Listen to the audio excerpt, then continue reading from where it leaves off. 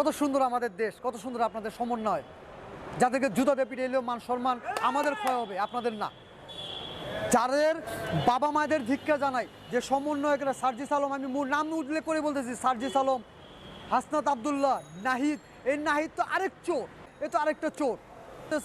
সিলেটে নাকি 12 কোটি টাকা দুর্নীতি, সার্জিস আলমের বাসায় 2 কোটি টাকা, এই হাসনাতের বাড়িতে 100 কোটি টাকা, এরকম তো আরও অনেক আছে। ওই যে আসিফ নজরুলের বাড়িতে কোটি করে 5 কোটি টাকা নিয়ে এক একজনকে ছেড়ে দেয়, 2 কোটি টাকায় আরেকজনকে বর্ডার ক্রস করে দেয়। এদের মধ্যে কোটি কোটি টাকা। এদের কেমন বাবা মা যে বাবা মা একবার জিজ্ঞেস করে না, বাবারা এই টাকাগুলো কোত্থেকে নিয়ে আসছো? এই প্রতিটা টাকা বাংলাদেশের জনগণের অভিশাপের টাকা। এক একটা অভিশাপ 100টা বিষাক্ত সাপের চেয়ে বেশি। এগুলো কেন তার বাবা মা বলে না? আমি ধিক্কার জানাই। তাদের তো লজ্জা থাকা উচিত। এবং কি তাদের আত্মীয় স্বজনদের আমি বলি, তারাও কেউ বলতে পারে না তোমার ছেলে 5 লাখ টাকা 2 লাখ টাকা তার মোবাইল ইউজ করে, 1 কোটি টাকা দামের গাড়ি ইউজ করে, গাড়িগুলো কোথেকে পায়? যে একটা শার্ট কিনা, নতুন শার্ট কেনার সামর্থ্য জান নাই, সে আজকে 2 কোটি টাকার গাড়িতে চলে ঘুরতেছে। কোথেকে আসছে টাকাগুলো? এগুলো তাদের বাবা মা তাদের কোনো প্রশ্ন করে না। আমি ধিক্কার জানাই, লজ্জা লাগে আমার এদের কথা বলতে। তবে এই যে আগুন দিছে কিছু না, এটা কারা দিছে? আপনি কি মনে করেন এই আগুনটা লাগছে? ইম্পসিবল। এই আগুনটার সাথে এখানের উপদেষ্টা সমন্বয়করা জড়িত আছে। বর্তমান এই সরকার যাওয়ার পর থেকে আমরা কঠিন অবস্থায় আছি, কঠিন অবস্থায়। মানে এই হাসিনা যাওয়ার পর থেকে মানে কারণ হয়েছে কি, এই যে রাস্তা মনে করেন, ধরেন একটা সাপোজ 20টা রাস্তা আছে, 20টা রাস্তার মধ্যে যদি 8টা বন্ধ করে থাকে, আমরা চলাফেরা করুন কোন জায়গায়? বৈষম্য বিরোধী যে আন্দোলন হলো, ছাত্র আন্দোলন, আদৌ খুব বৈষম্য দূর হয়েছে? আমি তো দেখি প্রত্যেকটা সেক্টরে, প্রত্যেকটা ক্ষেত্রে এখনো সেই আগের থেকে আরো বেশি বৈষম্য চলছে। স্বাধীনতা পেয়েছি, দ্বিতীয় স্বাধীনতা, এটা বলা যাবে না। ন্যূনতম লজ্জাবোধ থাকলে এরকম কথা বলতে পারে না কোনো শিক্ষার্থী, বলতে পারে না যদি তার মৌলিক কোনো শিক্ষা থাকে। বাংলাদেশ আওয়ামী লীগ ঐতিহ্যবাহী সংগঠন, স্বাধীনতা সংগ্রামের আগের থেকে, ভাষা আন্দোলন থেকে এই আওয়ামী লীগ সংগঠন ঐতিহ্যবাহী সংগঠন। আমি চাই না যে এই সংগঠন নিষিদ্ধ। যদি ন্যূনতম কারো লজ্জাবোধ থাকে, এরকম কথা বলবে না যে স্বাধীন করেছি, সংস্কারও করবে। যে বিভিন্ন গ্রাফিতি লেখছে, অনেক গ্রাফিতি আমি সাধুবাদ জানাই, কিন্তু এরকম গ্রাফিতি আমি সাধুবাদ জানাই না যারা লেখছে যে স্বাধীন করেছি, সংস্কারও করব। স্বাধীন একবারই হয়েছে। দেশ তো শুধু ছাত্রের না, শুধু ছাত্রেরা এই দেশে বসবাস করে না, আমরাও বসবাস করি। বর্তমান সরকার এগুলো ম্যান্ডেট করতে পারতেছে না, আর উনি রাজনৈতিক কোনো ব্যক্তিত্ব না, ওনারা দেওয়া সম্ভব না। এখানে প্রয়োজন, খুবই জরুরি প্রয়োজন রাজনৈতিক ব্যক্তিত্বের। আমি আপনাদেরকে প্রশ্ন করতে চাই, বৈষম্য বিরোধী যে আন্দোলন হলো, ছাত্র আন্দোলন, আদৌ খুব বৈষম্য দূর হয়েছে? আমি তো দেখি প্রত্যেকটা সেক্টরে, প্রত্যেকটা ক্ষেত্রে এখনো সেই আগের থেকে আরো বেশি বৈষম্য চলছে। আওয়ামী লীগ সরকারের আমলে আমরা যে শান্তিটা পাইছি কোন সরকারের আমলে পাই নাই। আমাদের কাছে আওয়ামী লীগ সরকারই ভালো ছিল। কোন দিকে না দিছে, যার ঘর নাই হ্যাঁ ঘর করে দিছে, মানে বিয়া করে পোলা বান্ডা করে থাকলে ওর বাতারা হতো দিছে আওয়ামী লীগ সরকারে। বহুত কষ্টের মধ্যে আছি বাবা, বহুত কষ্টের মধ্যে আছি। কি বলবো তোমরা লোকে? আগে যে কামাইটা ছিল, বর্তমানে বাবা এই কামাইটা আমাদের নাই।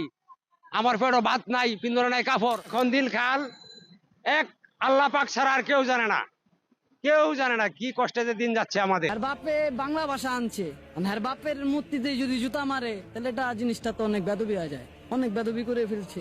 শেখ হাসিনা স্বৈরাচার ফিরে আসুক, এটা চান কি? অবশ্যই।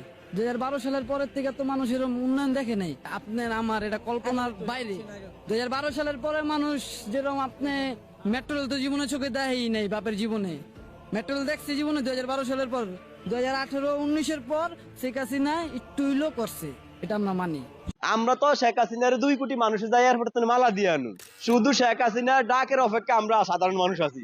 আমরা হইলাম শেখ হাসিনার রিজার্ভ ফোর্স। শেখ হাসিনা ডাকান মাত্রে আমরা আন্দোলনে আছি, কোনো সমস্যা নাই। পাতাল রেলের কাজ চলে, Karnaphuli tunnel, Dhaka elevated expressway, আপনার পদ্মা সেতু, রূপপুর পারমাণবিক বিদ্যুৎ কেন্দ্র, আরো বড় বড় মেগা প্রকল্প, এদিক অনেক নেতা কল্পনাও করে যেটা শেখ হাসিনা করিয়া দিয়ে গেছে।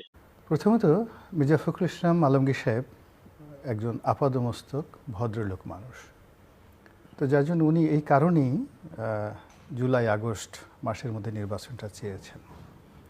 ওনার সিটে যদি মনি ভাই থাকতেন, আমি থাকতাম, তাহলে আমি বলতাম মার্চ মাসে নির্বাচনটা দিয়ে দেওয়াটাই বেটার। এর কারণ উনি অবশ্য বলেছেন ওনাদের স্ট্যান্ডিং কমিটির সিদ্ধান্তের বা আলোচনার প্রেক্ষিতে ওটাভাবে বলেছেন, বাট ইন্ডিভিজুয়াল যদি আমাকে বলা হতো বলার জন্য ডক্টর মোহাম্মদ ইউনূসের কাছে, তো আমি বলতাম যে আপনি অনতি বিলম্বে মার্চ মাসের মধ্যে, আরও বেটার হয় ফেব্রুয়ারি মাসের মধ্যে যদি দিয়ে দেন, এটা ভালো হয়। কারণটা কি? কারণটা হলো যে আমরা বিশ্বাস করে, সবাই বিশ্বাস করে তাকে একটা আমানত দিয়েছি। এবং এ জাতির এত সমন্বিত বিশ্বাস ইতিপূর্বে অন্য কোনো রাজনৈতিক ব্যক্তিত্ব পায়নি, যেটা ডক্টর মোহাম্মদ ইউনূস পেয়েছেন। এখন আমরা তাকে আনকন্ডিশনালি দিয়েছি এবং মেন্টালি মোরাললেস আমি জুলাই, আগস্ট, সেপ্টেম্বর মাস পর্যন্ত বলতে পারি যে সমস্ত রাজনৈতিক দলগুলোই মনে প্রাণে তারা বিশ্বাস করছে যে ঠিক আছে, বছর দুয়েক চলুক, তারপরে সব কিছু স্ট্যাবল হোক, তারপরে একটা সুন্দর নির্বাচন হোক। এটা তাদের একটা অনেস্ট থিঙ্কিং ছিল। এর কারণে হলো বিএনপি নিজেও জানে, ধরুন এখন জনাব তারেক রহমান দেশের বাইরে আছে, তো উনি আছেন এখন প্রায় 20 বছর, 17-18 বছর দেশের বাইরে আছেন। তো বোঝার চেষ্টা করুন যে পলিটিক্যালি যদি বঙ্গবন্ধুর সঙ্গে তুলনা করেন, হি যে মাস্টারপিস। মাত্র 9 মাস উনি দেশের বাইরে ছিলেন না, তো 9 মাস পরে তিনি বাংলাদেশে এসে দেশের বাইরে ছিলেন, দেশের বাইরে ছিলেন, অর্থাৎ তিনি দেশের ভেতরে ছিলেন না। এবং 9 মাস পরে এসে তিনি তার দীর্ঘদিনের বন্ধু তাজউদ্দিন সাহেবকে চিনতে পারলেননি, তিনি মোস্তাক সাহেবকে ভুলে গিয়েছেন, তোফায়েল সাহেবকে চিনতে পারেননি, আসম আব্দুর রবকে ওজন করতে পারেননি। ফলে কি হলো, সব কিছু এলোমেলো হয়ে গেছে। কিন্তু বঙ্গবন্ধুর হাতে যদি 1 বছর 2 বছর সময় থাকতো দেখার মতো, তাহলে তার এই পলিটিক্যাল ব্লান্ডারগুলো হতো না। এখন জনাব তারেক রহমান সাহেব যদি 17 বছর দেশের বাইরে থাকেন, এখন উনি ওখানে বসে স্কাইপেতে কথা বলছেন, দলের যারা নেতাবৃন্দ আছেন তাদের সঙ্গে কথাবার্তা বলছেন, সেটা এক কথা। কিন্তু যখনই উনি পল্টন ময়দানে এসে বক্তব্য দিবেন, উনি যখন একটা অফিস নিয়মিত করবেন, হাজার হাজার নেতাকর্মী তার কাছে যাবে, যাওয়ার পরে এবং একটা বিরোধ পক্ষ এখানে তৈরি হয়ে যাবে। এখন ওই বিরোধ পক্ষকে মোকাবেলা করার জন্য রাষ্ট্রের যে একটা শক্তি দরকার, সেই শক্তিটা ক্রমশ এই ডক্টর মোহাম্মদ ইউনূসের নেতৃত্বে বিশ্বাসহীনতায় পরিণত হয়ে যাচ্ছে। আপনি চিন্তা করুন, এমনকি যেদিন শেখ হাসিনার পতন হলো আগস্ট মাসের 5 তারিখে, ওই দিন পর্যন্ত থানা, পুলিশ, প্রশাসন, ল অ্যান্ড অর্ডার সিচুয়েশন সম্পর্কে সাধারণ মানুষের যে বিশ্বাস ছিল, আজকের দিনে কিন্তু সেই বিশ্বাসটা নেই। তো এই বিশ্বাসটা নেই কেন? ডক্টর মোহাম্মদ ইউনূস এবং তাদের যারা লোকজন আছেন তাদের অদক্ষতার কারণে, কিংবা নন কোঅপারেশনের কারণে, অথবা অতি চালাকির কারণে, অতিমাত্রা চালাকির কারণে। সেই চালাকিটা কি?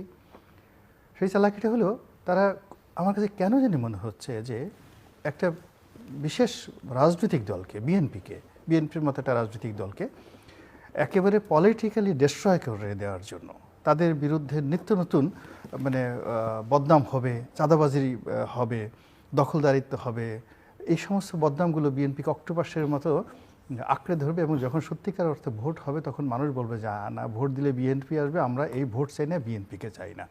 ওইরকম একটা অরাজকতা পরিস্থিতি সৃষ্টি হওয়ার মতো একটা পথ তৈরি হয়ে গেছে গত 5 মাসে।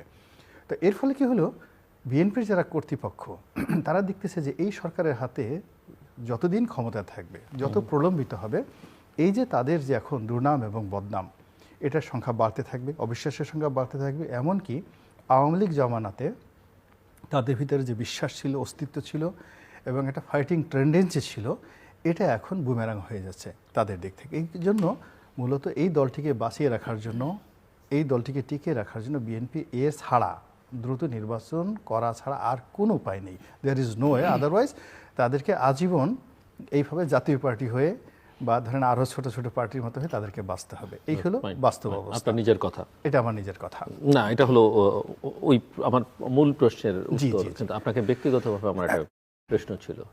প্রথমত হলো যে আমি খুব ছোট করে, আপনার সময় কিন্তু প্রায় শেষ। হ্যাঁ, প্রায়। আমি খুব ছোট করে হলো যে গত 3-3.5 মাস ধরে আমি আসলে কোনো টেলিভিশনগুলোতে যাচ্ছি না।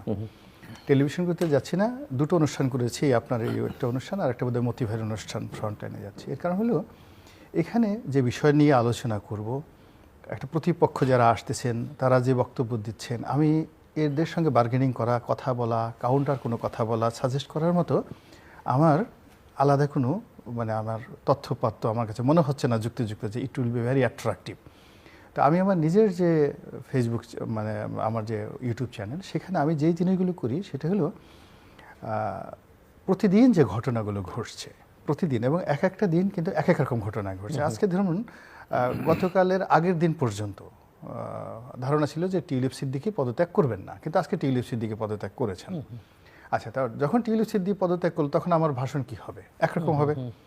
আবার টিলু সিদ্দিকী পদত্যাগ করার যে লেটারটা লিখেছেন সেটার অ্যাগেনস্টে প্রধানমন্ত্রী তাকে ধন্যবাদ দিয়ে যখন বলছেন যে আমার দরজা আপনার জন্য সবসময় খোলা, তো এখন আমি কি বলবো বলেন? তা আমি যখন প্রতিদিনের ডে টু ডে যে ঘটনা, সেই ঘটনার যেটা পলিটিক্যাল যে বিশ্লেষণ করছি, সেই বিশ্লেষণ শোনার পরে যারা সাধারণত গভীরে যায় না বা আগেরটা শুনিনি, তারা চিন্তা করে যে ভদ্রলোক সকালে একরকম বললো, এখন দুপুরে আর এক রকমের কথা বলে। এই কিছুক্ষণ আগে ইনু সাহেবের প্রশংসা করলেন, এখন আবার ইনু সাহেবকে বলতেছেন এটা ঠিক হচ্ছে না। বিএনপির আপনি মনে করেন যে আপনার গতি, প্রকৃতি, লক্ষ্য সব সুনির্দিষ্ট? হ্যাঁ জি, আমি একেবারে সুনির্দিষ্টভাবে আমি এগোচ্ছি। মানে যাকে বলা হয়, প্রথমত আমি নিজের সঙ্গে নিজের প্রতি বিশ্বাস এবং আস্থা রাখার চেষ্টা করছি, এবং আমি কখনো নিজের সঙ্গে প্রতারণা করছি না কোনো একটা বিষয়।